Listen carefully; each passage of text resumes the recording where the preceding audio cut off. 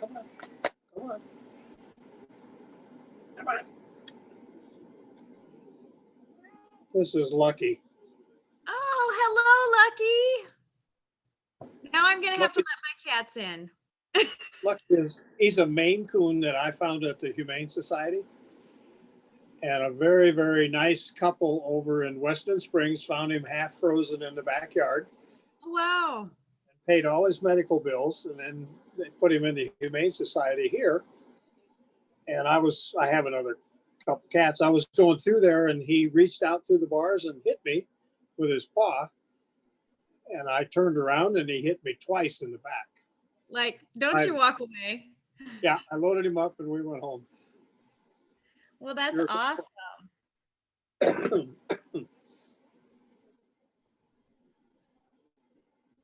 So, Mark. Yes. Thank you for sitting down and talking to me with my little project, This Speaks, and letting me record us. We tried this once yesterday and it didn't work because of my technological deficiencies. But it was a rehearsal. Right. You got a rehearsal. So you're representing Beadle County. You're my first volunteer and representing Beadle County, which is what number county? For anybody that's watching not from South Dakota, our counties are sort of numbered by population. So like Minnehaha is number 1. What number is Beadle County? Well, years ago we were 3. We wear 4 on our plates, but I don't think that's the case anymore. I think we're probably 5 or 6, 7. We've fallen quite a bit. But right. My grandfather moved here in 1913. He was the freight and passenger agent for the Chicago Northwestern Railroad. So my family's been here well over 100 years. And oh, wow. I'm in a other built on land my grandfather bought in 1915. So a Smith has lived on this land for 105 years consecutively, which I think is kind of interesting. So I'm definitely a South Dakota Beadle County boy until I left in the service. And you joined the service during Vietnam, and you talked a little bit about that yesterday. Right. Tell us, what's your service history? What branch of service? Because you were not drafted, correct? Well, I graduated in 1969 from here in college with a degree in Spanish, and the high school offered me a job to teach. They watched me practice teach and liked me. And I went down to see the draft board to see the options, and they said you can teach a year and we'll draft you. That would have been 1970. And I couldn't face a year knowing that was my destiny. And I wouldn't have had any control over what I was going to do in the service. And so I enlisted for Vietnamese language school. That was the contract we wrote up, I thought. But I was sent to Slovenian language school instead. And then after Slovenian, I went to prisoner war interrogator school. And we never had any Slovenian prisoners. But the military has a large contingency plan of translators, interpreters, so does the Navy, so does the Air Force. I mean, there's a lot of duplicity in this thing. And so I went to a holding company waiting for some, attack on Slovenia that never occurred. And I ended up working in First Army headquarters in intelligence until I got out. So you were born and raised in Huron, correct? Born, raised, and educated, yeah. And then lived in Washington, D.C.?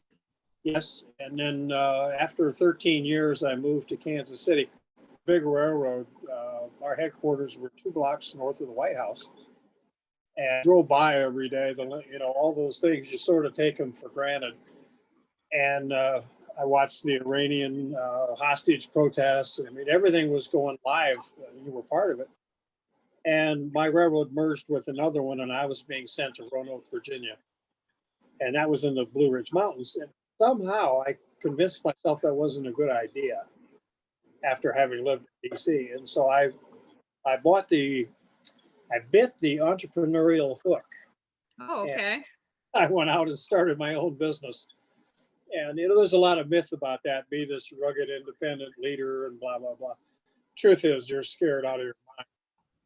You're undercapitalized. You maybe have a good idea. Maybe you don't know what you're talking about. I mean, all the doubts creep in.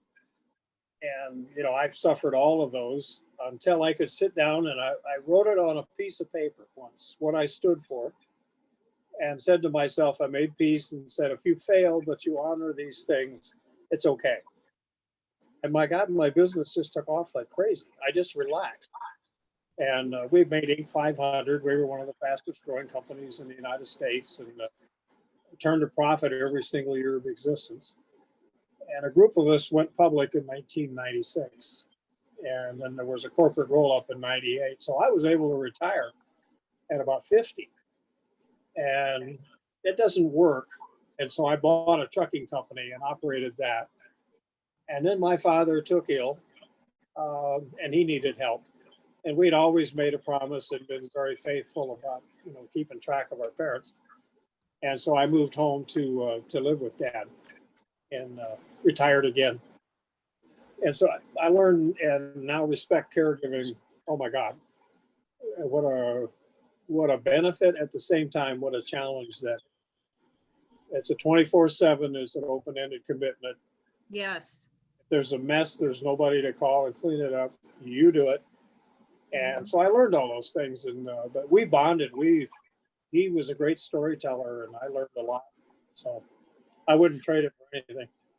And that's a good lead in for part of the genesis of this project, is the idea of that there's a lot of stories out there. And I think it's for myself, in the last 5 years, I lost all of my grandparents and my mother. Boom, boom, boom, boom, boom. Yeah. And was very fortunate to have been close with all of them and hear their stories and know their stories. But 2020 has been a year of loss of multiple generations, as well as loss through isolation. And I think that we're losing some stories and we're losing some touch. And I know I've joked about it, but we're probably losing a lot of, when I joke about saying, what's happening to all the recipe keepers? We're going to lose all of the secret family recipes. And in a way, if we don't stop and kind of talk to each other, I think that's going to happen. And some of the things that we're losing is sight of that, even if we're on different sides of the political fence or different demographics or whatnot, we've got some shared stories that we can all benefit from. And growing up in Sioux Falls, everything is so focused on South Dakota. As far as South Dakota, it's Sioux Falls or Rapid City, or it's Mount Rushmore or the Corn Palace. And occasionally somebody mentions the river. I mean, there's a lot more going on elsewhere. And so that's why I thought, I want to try and talk to somebody from every county, and I want to hear about their county. And so I appreciate your representation of Beadle County. And I challenged you yesterday to find me some more Beadle counties folk. I thought about that. I'm not sure yet, but I'll feel around and see what they think about doing it. Once we post the video and they see I'm not as dangerous and scary as it might appear to talk to me on the internet. Right. Let's talk a little bit about, before we talk about any stories, just some general demographics. One of the questions is, what the county you're in, Beadle County, what do you think the rest of us think that Beadle County is most well known for? I would say, this is going to vary from my answer last night, but the state fair is located in Huron. Yep. And has been for many, many years. I think it was kind of a peace offering because they stole the capital away from Huron and sent it to Pierre. One of our big parks in town that's in our historic area was set aside to build a capitol, and turned out being a band show concert park instead. So we have the state fair, and that draws a lot of visitors to town. 200,000 a year is probably a good attendance. I think it pales in comparison to the Sioux Empire Fair, but people do attend from all over the state under normal circumstances. And it's a time when 4-H gets together. There's some aging entertainment that people still like. I think Kenny Rogers was here before he died. And ironically, this year, Charlie Daniels was on tap, and he, of course, died. And so he wouldn't have made it either. But it's an interesting thing. I live 2 blocks from the fair. My So father, is that a benefit or is oh, that a rough time? incredible. My father was a blue collar working man, and he and my mother made a pact that they would never charge anybody to park on their land. And so they've offered free parking since the 60s. And when he passed, I did the same thing. I can get 35 cars in my yards. And we were in South Dakota Magazine. Bernie Hunoff took pictures of us once about this issue. My dad said that no working man should be in his pocket before he ever gets to the gate. And if you look, when my brothers and I, we do this as kind of a ceremony, we look for cars, we look for a dirty, beat up SUV from out of town. And you know what? It's full of kids. It's some guy that all the kids to the fair, and we park him. We look for those kind of things. And we've got a lot of really, really interesting people. I've had politicians or Pressler parked here once, and things like that. We sit outside and talk to them, and it's a lot of fun. This So year, that you can get a historical marker. Yes. That says State Fair free parking. Larry Pressler parked here. Well, the funny thing, Larry's a great guy, but when he went to the fair, he went the wrong direction. Oh. To go the right way. But he's a great guy. The thing is, think of how long that's been going on. I've got letters on my refrigerator from one of them was signed a farm family, and it wrote to my parents.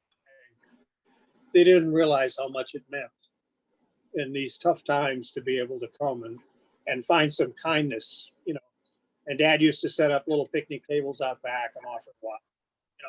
That Midwestern hospitality.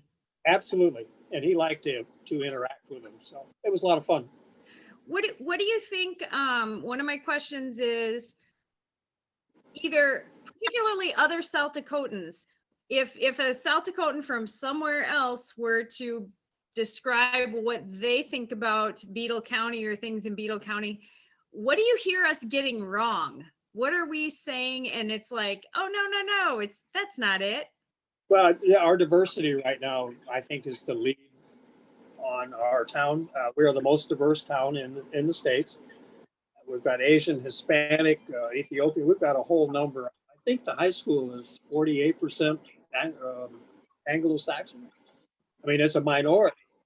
Right. And I heard some people grumble once that the football team got smaller, the basketball team got shorter, and things like that. But that's not true. We're very competitive. Our soccer teams are great. Our volleyball teams, we finished second in women's volleyball. There's a lot of talent there, especially the kids are, the honor roll is just filled with it. They're the true American immigrant story, striving for success, and their parents are hardworking. Both of them hold a job. They're trying to, maintain and own a house and everything that we all thought was the American dream. They're living it and doing it. What I fear and what I notice is the kids don't stay. Right. Whether it's a lack of connection or they want to go to a bigger city, we all want to leave and find our way. Right. Once I saw, my God, Washington, D.C., I didn't want to rush back. I wanted to see what else was out there. So I understand that. And we talked a little bit yesterday about the Karen community. Yes. And I had a small amount of awareness of that community, but I went online last night and did some searching to try and learn a little more about it. And I found an excellent video that's was put together by a Karen organization out of Minnesota. And listening to the history of the people of Burma and their escape to refugee camps and from Thailand to the camps and getting here and what they had to go through and what they were escaping from. Horrific. And particularly from the female perspective, when they talk about what was the violence and assault that women were facing and what they had to go through to bring their children here. And really to rescue their next generation. The idea that they might come here and not know the language and not necessarily be safe and not necessarily, but they were going to save the next generation. And I just, I think they have the drive. It's so funny. You see them, they get a house and they're out there on their knees picking the weeds. You know, I mean, they take enormous pride in what they've done. Some people have complained they get favoritism on loans, but you know, that's an anchor. You drive an anchor in the ground and all of a sudden your family is here. I mean, right. mine was here from 1913. They might start that same sort of history. And Right. I think it help. Someday one of their children or grandchildren will say 100 years ago, we came to Huron. It saved our town. And ironically, the turkey plant where they worked was, it was made by 44 colonies. I believe that's correct, the number, all banded together because they wanted to raise turkeys and have a little better handle on the market. So they all funded this thing. And, you know, those are Christian values and they run it that way. They had a little trouble a little while ago, but they overcame it, you know, and they've done a good job. It's a real tribute to our community, I think. Jack Links is down in Alpena, which is 20 miles away, and that employs a lot of workers too. That's a whole different, you know, thing, jerky versus turkey products. But it's interesting. That's kind of a new way to make a living here. Yes. So it's good. And we talked about major sources of industry and income for your area. You said the turkey plant. Do you think of not just Huron, but the whole county? Do you think of the population as growing, shrinking, or just holding its own and staying the same? We've grown, and it's a tribute again to the turkey plant and Jack Links, the people at domicile here. You know, at one time, I think we're just about to where we were, you know, maybe 10 or 15 years ago before the college closed and the railroad closed and the meatpacking did. It's kind of a recovery. What concerns me, I don't see, like the downtown sort of got abandoned. I mean, there are some viable businesses downtown, but we have like broken teeth within the storefronts. They were attacked by a mall at one time. All was done in by Walmart. And so everything has sort of shifted. We've grown south. There's an industrial park west, and now they've got an industrial park east. And I worry about downtown with a project on Highway 37. If they tear that downtown up, I don't know that it'll ever come back. When I was a young man, downtown was thriving. I mean, it was just a fabulous place to go. And restaurants and you know, Newberry's, Woolworth, and Penny's, and all these stores. It was just something I guess you took for granted. Even the grocery stores were downtown. Everything was down there on a focus. Right. But today it's scattered. So, and I don't know how you bring that. If you do, I had this idea. Right. What culture focuses on the center of their town? Hispanic culture always has a plaza. We should maybe reach out to those folks and say, what would you do with this downtown, instead of, you know, a committee sitting back trying to find realize it. But right. There must be some tax advantage to lose money on an empty building. I don't know what it is. So. Right. That may be how to get some of these young people, especially since you have such a multi-generational and multiracial culture, is maybe get a focus group of some of these young people and say, even if we can't do it right now, if you guys could rebuild downtown, how would you do it? Yeah. Would you have like a paseo? Would you have what would you, and that leads into the question of when I say what do people in your area do for fun? And we did kind of discuss yesterday, you gave me a great list of things that adults do, and whether or not there's anything for young people, we're not sure. But tell me what you think of that people in Beadle County do for entertainment. Well, one of the things I forgot yesterday was I would say this is a good sports community. There's a lot of hunting. We claim to be the pheasant capital. You know, they fight with Redfield or every place else. But we're definitely, and we have the world's largest plaster of Paris or fiberglass pheasant. It sits on Highway 14. It's under dispute right now. I think the city's going to build another one, but that gives us an image and a thing.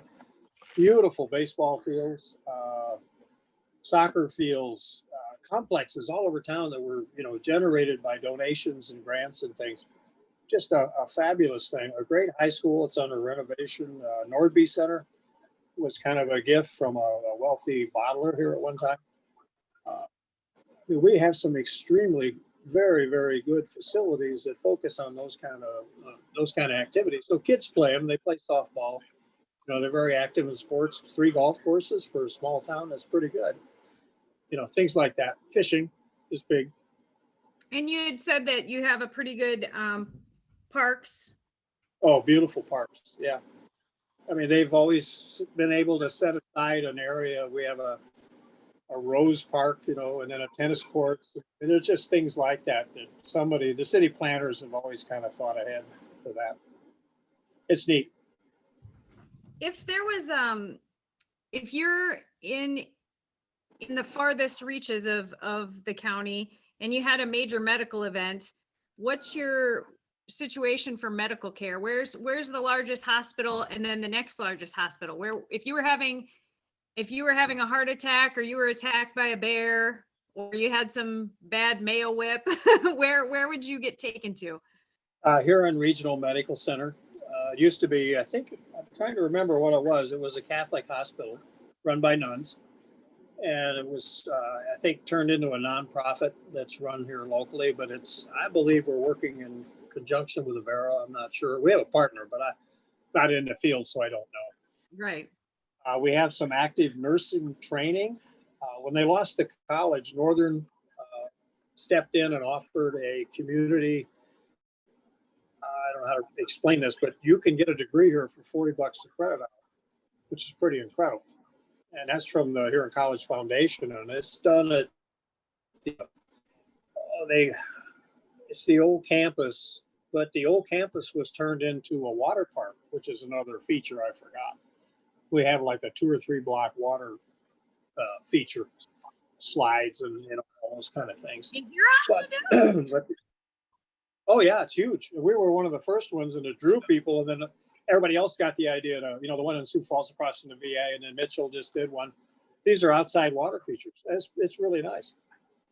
So I got a federal grant. Look that up. Yeah, but can you go to college for $40 a credit hour? And there's Right. no dorm, or what's missing is probably some sense of community from that. But boy, it's a good way to get started. I think it's pretty cool. Very, very. What about what's your media access in your area? What's the local newspaper? Huron Plainsman. I'm used to saying the Daily Plainsman, the Plainsman. Monday through Tuesday, Wednesday, Thursdays off, Friday, and then a Saturday, Sunday edition. It's a pretty good paper for what they have to work with. They cut the Thursday lack of advertising revenue, and I think that's a result of COVID. So they've had to trim it down. Great editor, good publisher, some good reporters. They do a good job. And you have been a content contributor lately. Tell a little bit about that. Well, during when I told you, I ran for office, but I had a lot of free time because we were not going to go out and do a physical interactive campaign. And for some reason this summer, for anybody that watches this later, that's because you were campaigning during really the first surge of the pandemic that South Dakota experienced. Absolutely. And actually, ultimately, one of the people you ran against, he was the first lost to COVID in our state, wasn't he? He was the first representative he was the only one who's died so far, but he caught it at an early stage. We intended to run. We gathered our signatures. We were filed on February 27th and accepted. Bang, COVID hit. And so we had to sit down and redraw the whole thing. And we designed a media campaign. It wasn't successful, obviously, but we were, the party will tell you the win number. When you sign up to run, you have to overcome a deficit of so much. And ours was 2,500 votes. That was kind of unrealistic, but you still have to make a stand. Yes. For a democracy to thrive, there has to be choice. And so we did that. And we attracted a fair number of votes, and we're proud of the campaign. So But for some reason during that campaign, my memories began to float to the surface, and I started writing these stories, and I sent them to the Plainsman, and they published them, and people seemed to like them. The editor said, Stories about your, What's that? they were stories about your family and your life, right? Yes. And it turned out my father had done this too. He didn't want his boys to ever not know how he grew up. And all his written down. And so between his stories and my stories, I think there's 16 that I captured. And they're at a printer right now to be put into a kind of a book form. And I'll pay for the printing and then let charities sell them and keep the money if they're sellable. But it was a lot of fun. I was told I write like I speak. And so that makes you a storyteller. And I told stories of going to grade school, my experiences at the fair. When I had the loneliest night or weekend of my life was when I did CQ in an Army barracks alone at Christmas in 1971. Didn't see anybody for like 3 days. It was pretty bizarre. Just different things that popped into my head. So, And that's something else we talked about was that the idea of reaching out to some of the young people and encouraging them to put down those stories for their parents and their families. You really don't, and you mentioned this earlier, the generational loss to COVID. I think I read a comment one time, it's like losing a library. That was my cat. That was my cat knocking down the world. Well, mine does. But anyway, it's like losing a library, and all that history and all those stories die. And if they're not recorded, then, what do? They're gone. What do you do? They're gone, right? Yeah. Which leads me to another question. You talked about you volunteer, and one of your volunteer activities is with disabled veterans. Okay, there you go. I lost you for a minute.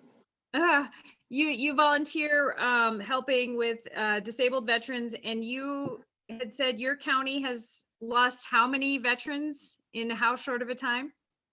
Talking to a friend of mine the other day. The Legion here does the veteran service at the funeral, which is kind of pretty sparse right now, but they lost 15 within about a 45-day period. It was just one. And that's a lot of history and a lot of stories and a lot of, and we talk a lot when we talk about our veterans and our military families about honor and loyalty, and how do we honor all of this generation that we've lost, because your county faced the surge like head on. It hit Huron bad first. Yeah.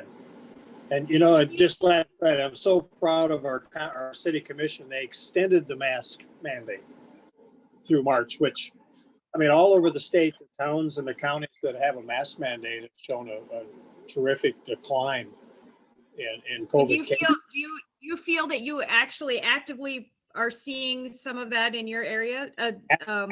It's because of the mask. Even though when you watch the testimony against the mask, the personal freedom plea, is absent personal responsibility or your responsibility to society.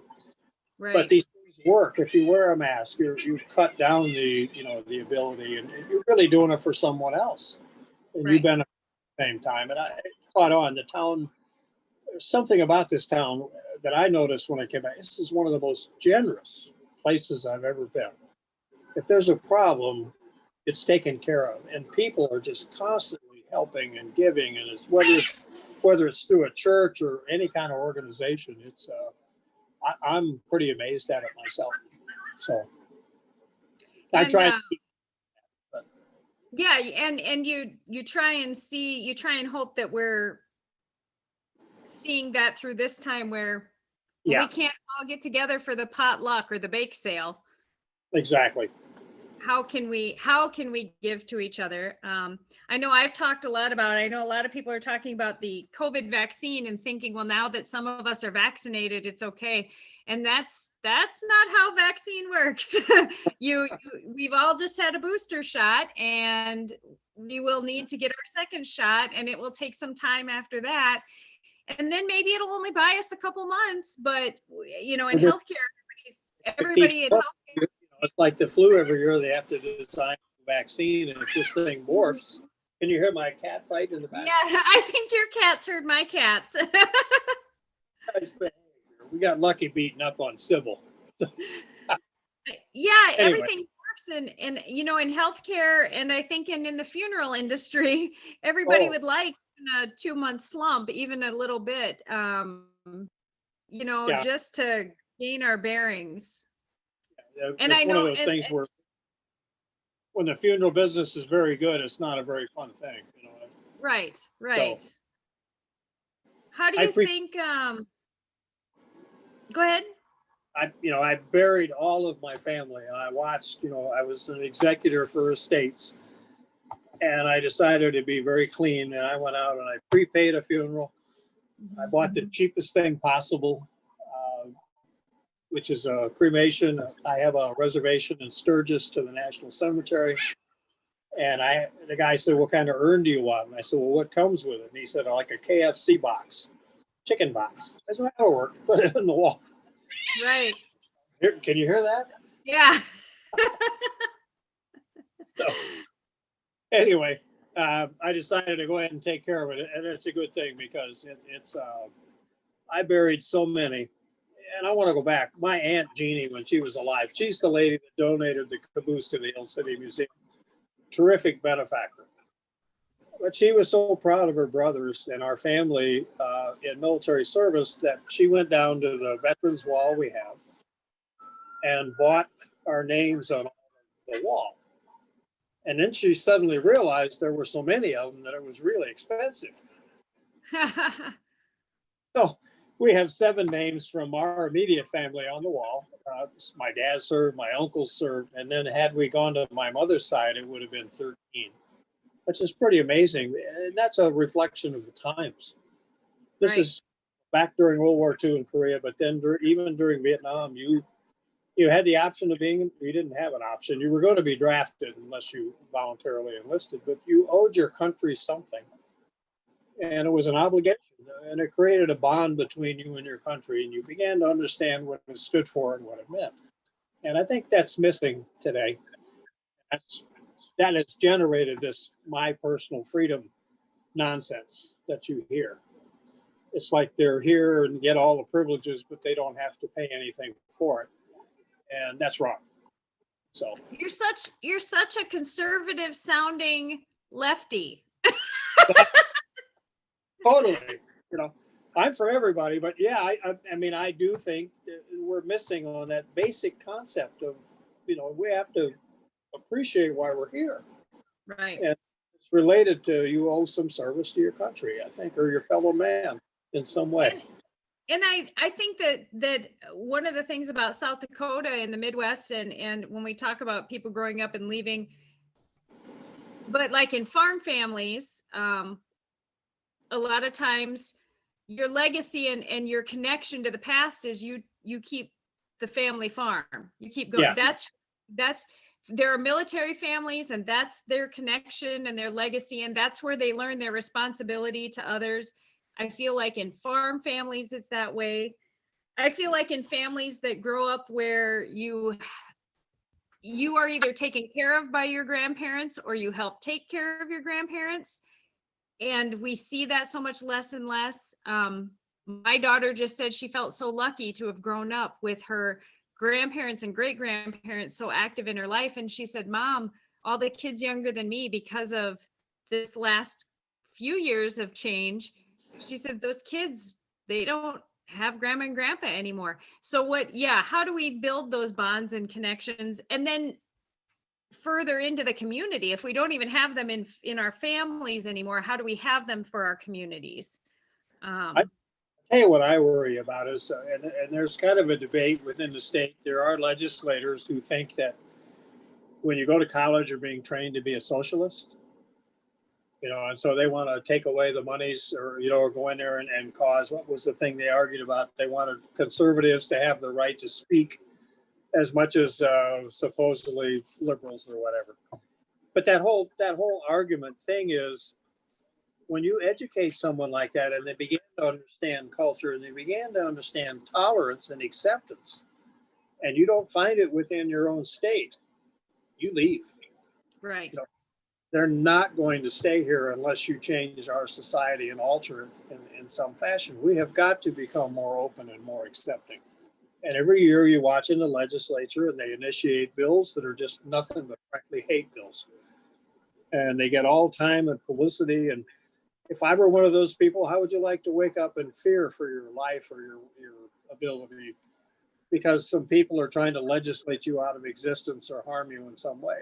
Until we overcome that, we're not going to have those young kids to build a community. And I worry about it. That's a gorgeous. I like that. These were farm family kitties. This is one of the kitties that lived on my grandparents' farm and then came to live with me. And I took 2 to the Humane Society yesterday. They were camped under my feeders and I kept finding feathers. Oh. So I trapped the little ginger. I got him to come up and eat my food, and then bang, he went in the trap.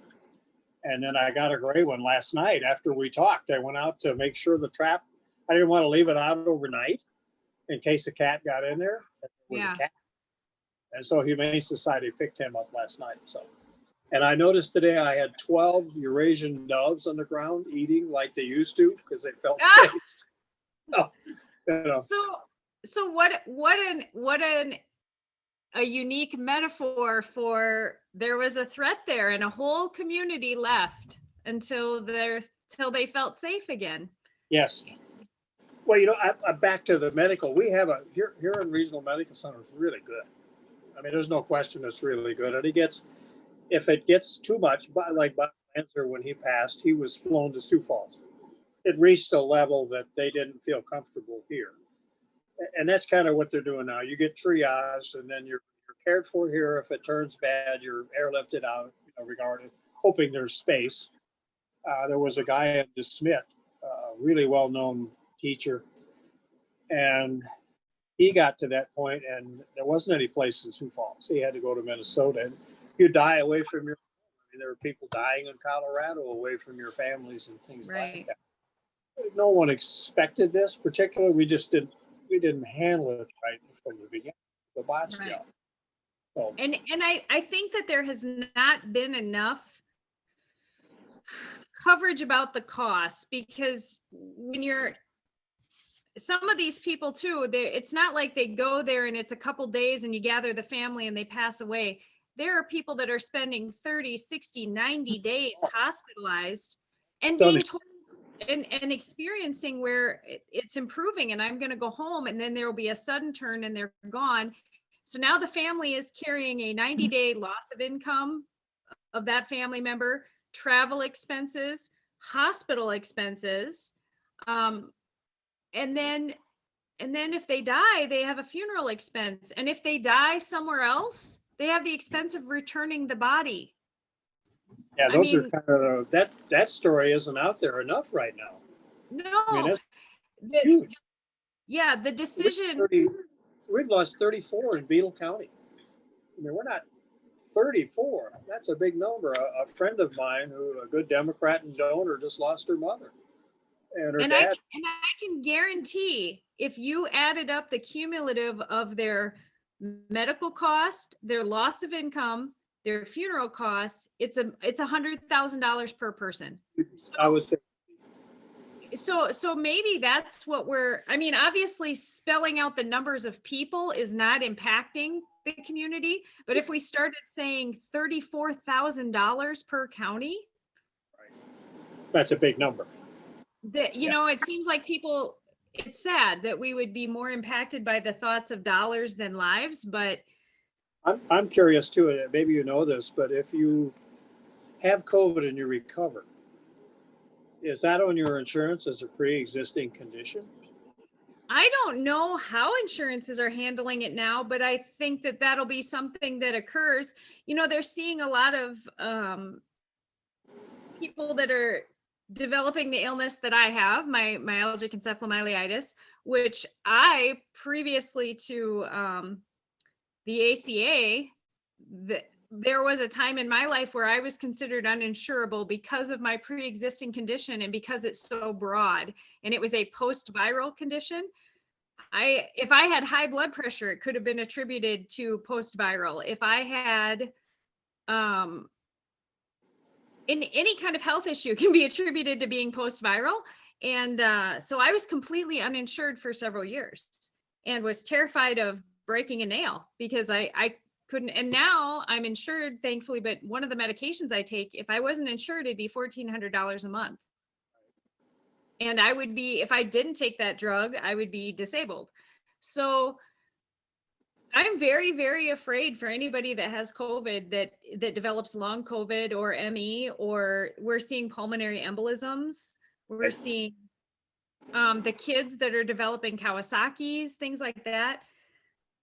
There's going to be a lot of long-term layout. Just out what the real long-term effects are. Mm-hmm. Thank God for the VA. For me, you know, Yeah. prior to getting my hearing disability, I was in the donut hole for aerosols. You know, they were like $300-400 an aerosol for Symbicort and Spirulina. Right. So $900 a month out of pocket. And the VA doesn't have it.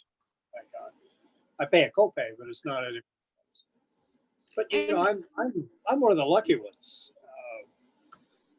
I can't even imagine what it would be like to have a job and lose it and have a family and try to cope. I mean, it's beyond what I can even conceive of. And I try to help out in the community if I can. But And if I remember correctly, in Huron, wasn't one of the earlier deaths there, wasn't it a young woman with young children?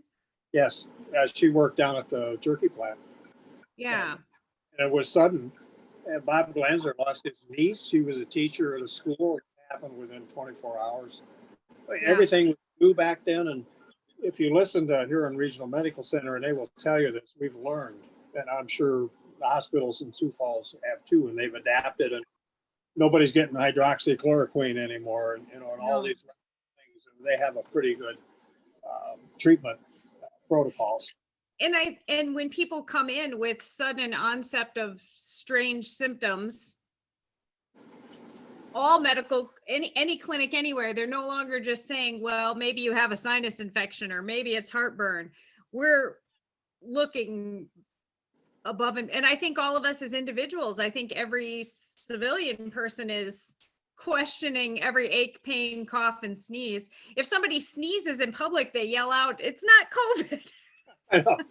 Well, it's funny, you know, you had a sore throat, a headache, and a fever, bang, you had COVID. And then all of a sudden, you know, maybe it was, and, you know, all of a sudden you're starting to get into things that are, you know, like sinus infections are part of your life, but that's also a potential COVID. So you have to be, I couldn't get a test. I had 2 14-day quarantines, but unless I displayed symptoms, I wasn't going to get a test. I still couldn't get one if I had to. So spinning back to that, this is supposed to be a discussion about counties, but it does remind me too, in talking about things that we've had to give up and change and not do. You had mentioned yesterday that there's a large church community in your area. 38 churches is what I founded. And that's just in Huron. Within, I'd say, the surrounding area, there's like Broadland and Woolsey, and within, say, Beadle County, like that. Normally, I looked it up one time and I said, what is the rule? And a church needs 1,000 members to survive. And if our county is 18,000, you know, 38's a bit of a strain. Right. And some are stubborn and insist on having service.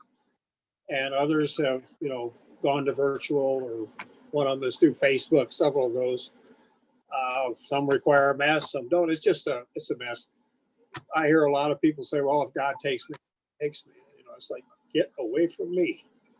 And then the flip side of that is people that say, God doesn't want me to take someone else. Right. It's, I mean, this thing not only birthed all these different symptoms, but it birthed a lot of weird ideas, Yeah. and we're a hotbed for that. Right. We're Well, the and center of resistance, for God's sakes. right. But it gets lonely and dark out on the prairie in the winter. We start having crazy thoughts out here. Yeah. So it's almost like our prairie winter has been all year long. A long winter in South Dakota, you really start craving. You better start exercising. That's what I try to do every single day. Yeah. Works Yeah. awful.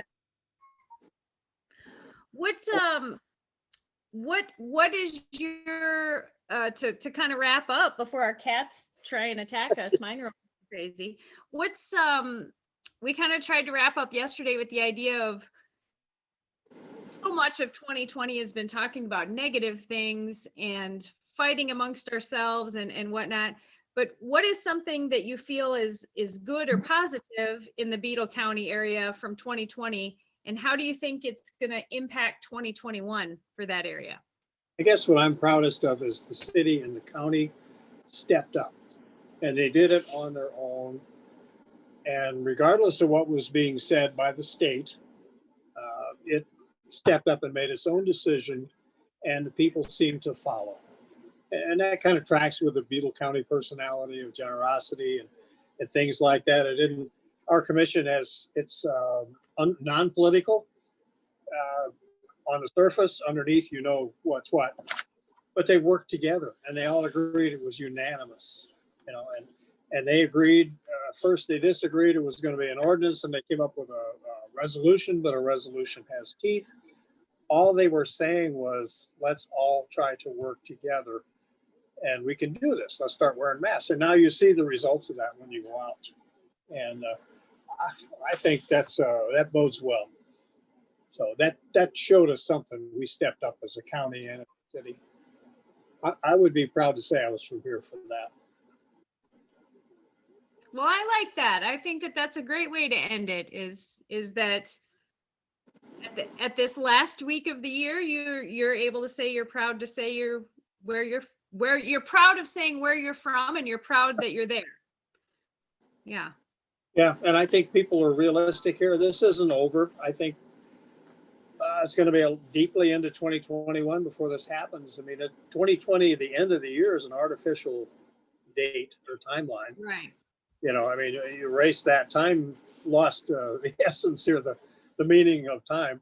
You can have, pizza for breakfast now. I mean, who cares? All those conventions went away, and sweatpants or dress clothes. And, there's a lot of things that have been adjusted.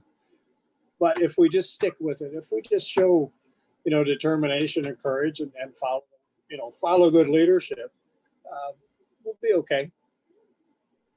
That's good to hear. Yeah, my grandparents were sick during the 1918 Spanish flu influenza. My Aunt Bertha had to come by train from New Ulm, Minnesota, and nurse them back to health. My Uncle Eddie wrote letters to his grandparents during that time and described the whole experience. And I had those published. It's a great thing to read. So someday I'll share them. So that's been the continuing thread, is we've got to keep those stories and share those stories. And well, within my family, we've experienced them both. That's the amazing thing. My grandfather and I, same kind of thing. Yeah. So it's not the first time. Well, thank you for talking to me. Thank you for representing Beadle County. I'm gonna post this somewhere when I figure out how I did it. Okay. And I'm gonna challenge you again to find somebody else from Beadle County that wants to talk to me. Find somebody that will give me opposing answers in every way to yours. Well, that shouldn't be hard. We got beat 2-1 in the election. There should be a whole bunch. I'll try to find one. All right. Okay. Well, thank you, sir. Have a good evening. You too. Take care. Bye-bye.